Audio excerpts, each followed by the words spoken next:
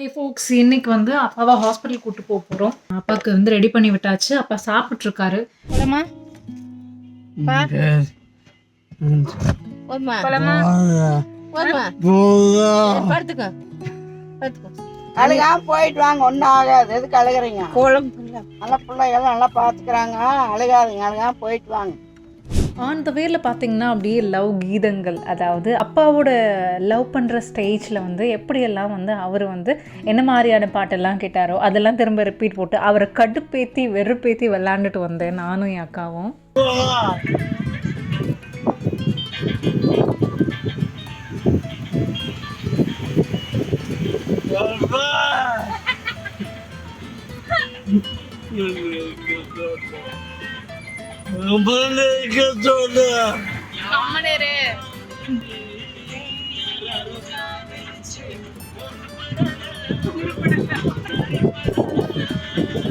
Especially இந்த சங்கீத ஜாதி முல்லை பாட்டு வந்து ஒரு காலத்தில் அவர் வந்து ரிங்டோன், அதாவது மொபைலோட காலர் டியூன் இருக்கும் இல்லையா, அந்த காலர் டியூனாகவே அவர் வச்சுருந்தார்.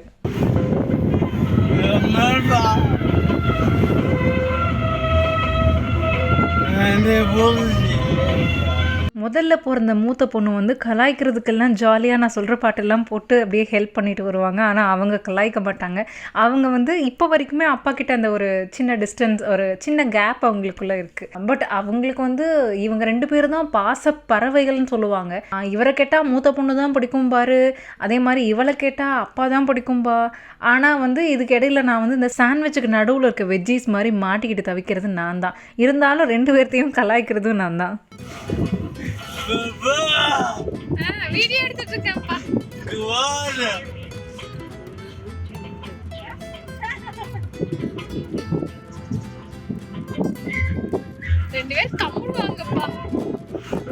ஹாஸ்பிட்டலுக்கு வந்தாச்சு.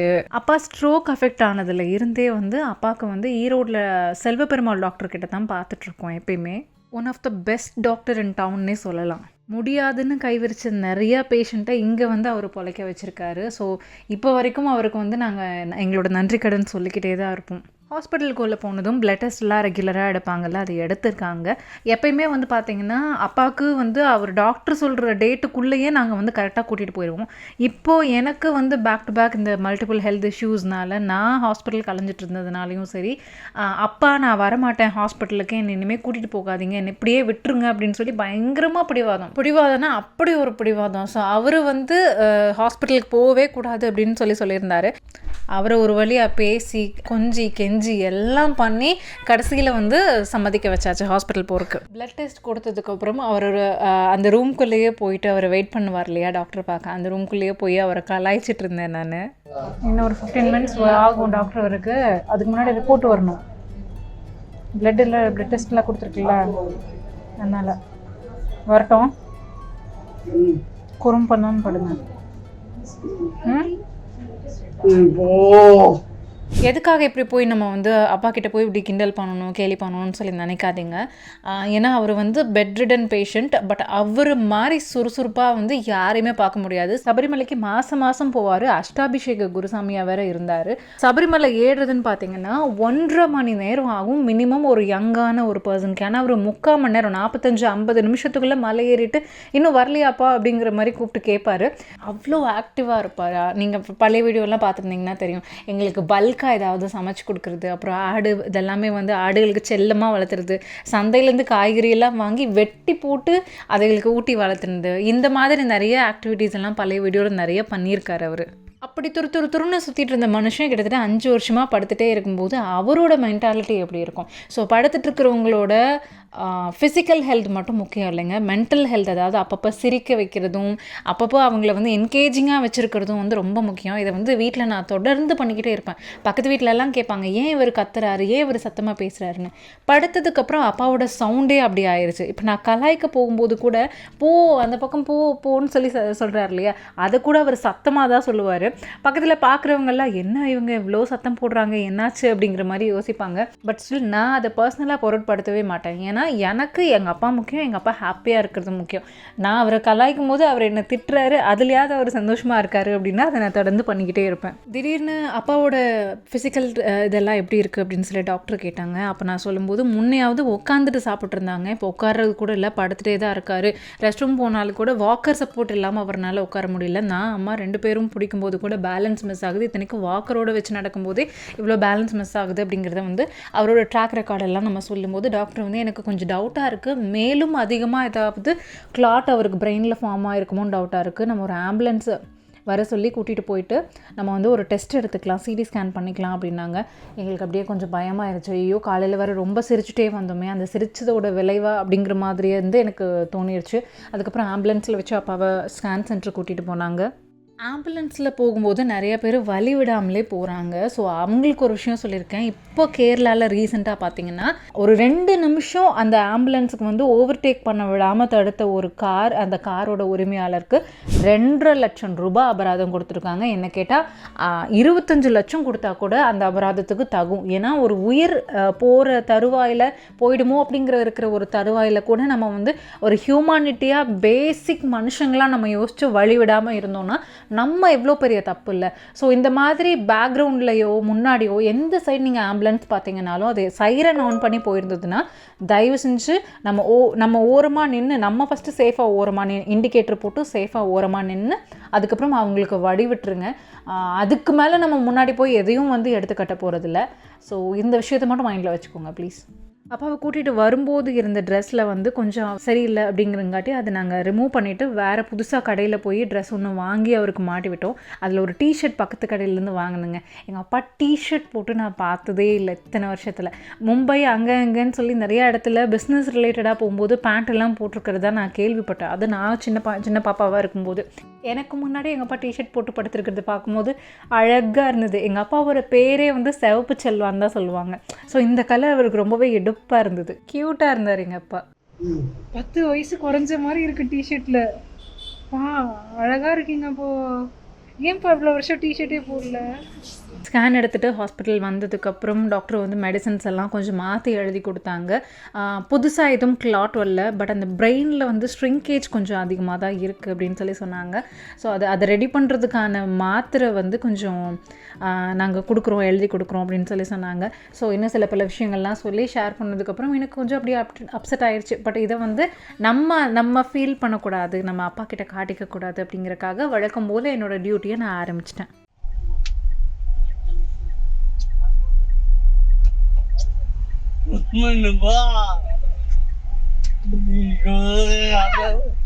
திரும்ப வரும்போது பார்த்தீங்கன்னா செம்ம பசி. ஏன்னா காலையில் சாப்பிட்டு போனது தொடர்ந்து ஸ்கேன் அது இதுன்னு அலைஞ்சிட்டு வந்தங்காட்டி எங்களுக்கு சாப்பிட்றதுக்கே நேரம் இல்லை. இன்னொன்று எனக்கு வந்து ஈவினிங் ஒரு 6 o'clock மேலே பார்த்தீங்கன்னா ஹை பீம் லைட்டில் ஆப்போசிட்டில் போட்டு வந்தாங்கன்னா எனக்கு கார் ஓட்டுறது கஷ்டமாயிடும். அதனால நம்ம பெட்டர் சாப்பாடு தானே வீட்டுக்கே போய் சாப்பிட்டுக்கலாம்னு சொல்லிட்டு இந்த ப்ரெட்டு பிஸ்கட்டு இதெல்லாமே வாங்கி ஆளுக்கு ஒரு வாய் போட்டு அப்படியே வண்டியில் போகவே சாப்பிட்டு வந்தோம்.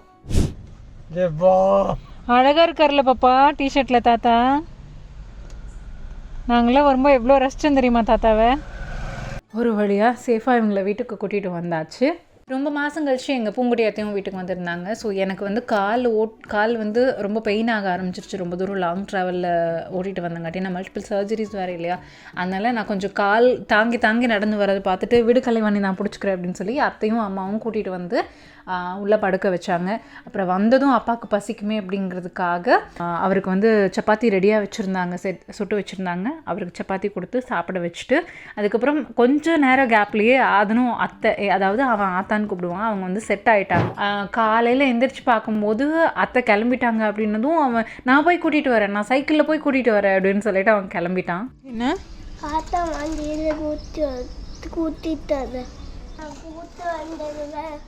நீயே கூட்டு வரியா?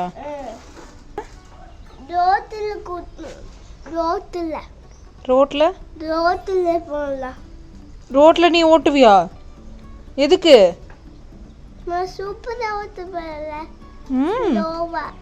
வேண்டாம், ஆத்தா வந்துருவாங்க, நீ வண்டி ஓட்டக்கூடாது. ஓகே, ரோட்ல ஓட்டக்கூடாது. ஓகேவா?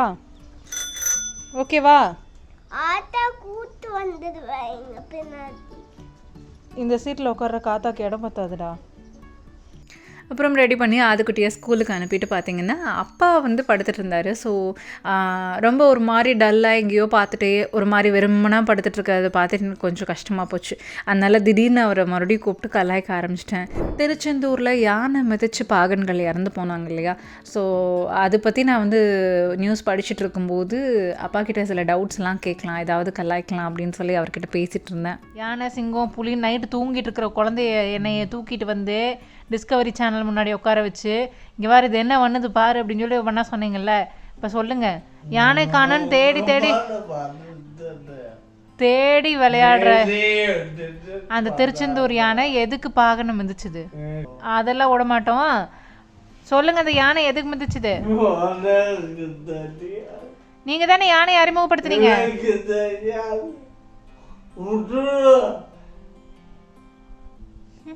வந்து எனக்கு ஒரு குட்டி கதை நான் படித்தது ஞாபகம் வந்தது. அது இந்த டைமில் உங்களுக்கு ஷேர் பண்ணலாமா அப்படின்னு சொல்லி எனக்கு ஒரு சின்ன ஐடியா. அவங்களுக்கு பிடிச்சிருந்ததுன்னா சொல்லுங்கள். ஒரு ஊரில் ஒரு ராஜா இருந்தாராம். அந்த ராஜாவுக்கு வந்து ஒரு கண்ணும் ஒரு காலும் இல்லையா. அந்த ராஜா வந்து தன்னோட மூதாதையர்கள் இருப்பாங்களே, இதுக்கு முன்னாடி ராஜாவாக இருந்தவங்க, அவங்களோட போர்ட்ரேட் எல்லாம் பார்த்துட்டு சரி இவங்கெல்லாம் இவ்வளோ ஃபுல்ஃபில்லாக இருக்காங்களே அப்படின்னு சொல்லி நினச்சிட்டு வருத்தப்பட்டிருக்காரு. பட் ஸ்டில் இட்ஸ் ஓகே, நாமளாக இருக்கிறது தான் முக்கியம் அப்படின்னு சொல்லி அவரும் அதை நினச்சிட்டு ஊரில் இருக்கிற எல்லா ஆர்டிஸ்ட் ஓவியர்களையும் வர சொல்லி அவருக்கு வந்து ஒரு பெயிண்டிங் வரைஞ்சி கொடுக்க சொல்லியிருக்காங்க. அந்த பெயிண்டிங்ல வந்து எது பெஸ்டா இருக்கோ அவங்களுக்கு வந்து ஒரு ரிவார்ட் கிடைக்கும்னு சொல்லியிருக்காங்க. அதை பார்த்துட்டு ஊர்ல இருக்க எல்லா பெயிண்டர்ஸ், அதாவது ஆர்டிஸ்டும் வந்துட்டு ஒரு சிலர் வந்து பயந்து ஓடிட்டாங்க. அவருக்கு ராஜாக்கே ஒரு மிகப்பெரிய குறை இருக்கு, கண்லையும் கால்லையும். அவருக்கு வந்து எப்படா நம்ம வந்து ஒரு நல்ல போர்ட்ரேட் வரைஞ்சு கொடுத்து திருப்திப்படுத்த முடியும்னு சொல்லி நிறைய பேர் அவங்களே செல்ஃப் ரிஜெக்ட் பண்ணி அவங்க போயிட்டாங்களாம். 2 பேர் மட்டும் நின்று இருந்திருக்காங்க. அதுல ஒருத்தங்க வந்து ராஜாக்கு ஃபேக்கா கண்ணும் காலும் வரைஞ்சு காட்டியிருக்காரு. அது வந்து ராஜாவே ரிஜெக்ட் பண்ணிட்டாரு. ஏன்னா நான் வந்து அடுத்த தலைமுறையில வரவங்க யார்கிட்டயும் நான் ஃபேக்கா இருந்து ஒரு பேட் எக்ஸாம்பிள் செட் பண்ண முடியாது அப்படின்னு சொல்லிட்டு அவர் வந்து அந்த ஆர்டிஸ்டையும் அந்த ஆக்டர் 2யுமே ரிஜெக்ட் பண்ணிட்டாராம். அதுக்கடுத்து வந்து ஒரு ஆர்டிஸ்ட் வந்து ரிவார்டு வாங்கியிருக்காங்க. அது என்ன பண்ணி ரிவார்டு வாங்கினார்னா, அவரு வந்து ஒரு ராஜாக்கு ஒரு பெரிய திறமை, அவர் குதிரை ஓட்டிகிட்டே கரெக்டாக குறிப்பாத்து அம்பெய்வார். அது மாதிரி ஒரு சைடு கால் மட்டும் தெரிகிற மாதிரி அந்த போர்ட்ரேட்டில் வச்சுட்டு கண்ணை ஒரு ஐ க்ளோஸ் பண்ணிட்டு குறிப்பாக்குற மாதிரி வந்து அந்த போர்ட்ரேட்டை வரைஞ்சி கொடுத்துருக்காரு அந்த ஆர்டிஸ்ட். அவருக்கு தான் பெரிய ரிவார்டும் கொடுத்துருக்காங்க. ஒரு ராஜா கிட்ட இருக்கிற திறமையை பார்த்து குறைய பார்க்காம அவர் வந்து செயல்பட்டதுனால அவருக்கு வந்து ஒரு பெரிய ரிவார்டு கிடைச்சிருக்கு. நாமளும் நம்மளை சுற்றி இருந்து யாராவது குறையோட பீப்புள் இருந்தாங்கன்னா அந்த குறைய பார்க்காம அவங்க கிட்ட இருக்கிற திறமையை பார்த்தோம் அப்படின்னா கண்டிப்பாக நமக்கு ஒரு ரிவார்ட் கிடைக்குதோ இல்லையோ அவ்வளோ அன்பான நல்ல என்ன சொல்றது, நல்ல பாசமான அன்பான உறவுகள் கிடைக்கும் அப்படின்னு சொல்லிட்டு ஸ்டோரி பிடிச்சதுன்னா ஓகே, ஆரம்பத்திலே மொக்க போடுறாளே அப்படிங்கிற மாதிரி நினச்சிடாதீங்க. அடுத்த வீடியோஸ் நல்லா வரும். நீங்கள் வந்து உங்ககிட்ட எவ்வளோ காசு பணம் எவ்வளோ இருந்தாலும் சரி, நீங்கள் உங்கள் அம்மாக்கோ அப்பாக்கோ வயசானவங்களாக இருந்தாங்கன்னா அவங்களுக்கு வந்து நீங்கள் அவங்களுக்கு வாங்கி கொடுக்குற பொருட்களோ, கூட்டிகிட்டு போகிற ஹாஸ்பிட்டல், மாத்திரை, அவங்களோட நீட்ஸை நிறைவேற்றுறது, இது மட்டுமே ஒரு டாட்டராவோ சன்னோவோ உங்கள் டியூட்டியாக இருக்காது. அவங்கள வந்து ஹாப்பியாக வச்சுக்கணும். ஏன்னா நம்ம சின்ன வயசில் நம்மளோட எல்லா சைல்டுஹுட் ஹாப்பினஸ்க்கும் நமக்கு கிடைச்ச எல்லா விஷயத்துக்குமே வந்து அவங்க தான் மெயின். அவங்க நமக்கு இல்லை அப்படின்னா வந்து நம்மளோட லைஃப் வந்து வேறு மாதிரி இருந்திருக்கும். ஸோ அந்த மாதிரி ஒரு கஷ்டம் நமக்கு கொடுக்காம அவங்க எப்படி நம்மளை பார்த்துக்கிட்டாங்க, எப்படியெல்லாம் அவங்களோட தூக்கம், சாப்பாடு எல்லாத்தையும் மறந்து நம்மளை பார்த்துக்கிட்டாங்களோ, அட்லீஸ்ட் அந்த லெவலுக்கு நம்ம இறங்கி பார்க்கலனாலும் நம்மளால் முடிஞ்ச ஹாப்பினஸை நம்ம அவங்களுக்கு கொடுக்கணும். அப்படிங்கிறது தான் இந்த வீடியோவில் நீங்கள் எடுத்துகிட்டு போகிற டேக்அவேவாக இருக்கணும்னு நான் விரும்புகிறேன். ஸோ உங்கள் வீட்லேயும் இந்த மாதிரி வயசான அம்மா அப்பா இருக்காங்களா? அவங்கள பார்த்துக்கிறதுக்கு, அவங்கள ஹாப்பியாக வச்சுக்கிறதுக்கு நீங்கள் என்னென்ன மாதிரியான வேலைகள்லாம், ஜோக்கர் வேலை, அதாவது கோமாளி தரலாம் பண்ணுவீங்க அப்படிங்கிறத கமெண்ட் செக்ஷனில் சொல்லுங்கள். என்ன மாதிரி இருக்கிற எல்லா பொண்ணுங்களுக்கும் பசங்களுக்கும் யூஸ்ஃபுல்லாக இருக்கும். Thank you so much. மறக்காமல் இந்த வீடியோ பிடிச்சிருந்ததுன்னா சப்ஸ்கிரைப் பண்ணி பக்கத்தில் இருக்க பெல் ஐக்கானை கிளிக் பண்ணி ஆல் நோட்டிஃபிகேஷனையும் எனேபிள் பண்ணிவிட்டு அப்புறமா டாட்டா பை பை சொல்லிவிடுங்க. ஓகே, டாடா.